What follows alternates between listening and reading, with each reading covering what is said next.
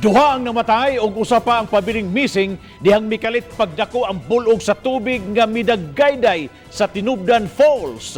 Nahitabo kini sa barangay Tabilin Lungsod sa Catmon kagahapon sa udto.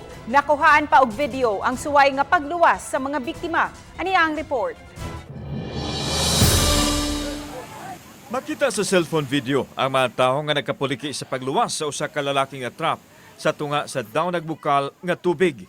Siya ang 17 anyos nga si Jude Kent Monterula kinsa nakaiyaka sa bato nga hapit na malapawan sa naghaguros nga kakusog sa tubig.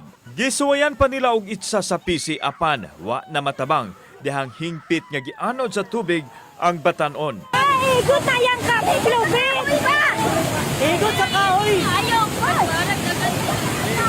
Usa si Carlos Dolindo sa misuway og rescue kang Monterula kinsa nahugno nga napakya sila sa pagsalbar sa kinabuhi nini. Nakahilap dito sir, grabe. Dahil makasave punta ni life ba? Actually, ito karon sir. Huwag itarong to gabi sir. Huwag siya na muna save ba? Si Dolindo lakip sa nangaligo sa Tinubdan Falls. Apan mikawas lang aron maniudto og maunalay ilang nabantayan ang naghaguros nga tubig. Naini sakit ka baha. So namin nakita dayo niya tubig brown. After 2 minutes lang sir, after 2 minutes, ibulo og dayon ang tubig, busog kayo. Samtang sa usa ka drone video nga gi-share sa Philippine Weather System, makita ang Tinubdan Falls nga linaw ug tin-aw pa ang tubig. Din adunay pamilya nga nagtampisaw sa sapa. Apan nadalagyod ang mag-inahan nga silang Jacil Alastra, 32 anyos ug Princess Alastra, 7 anyos.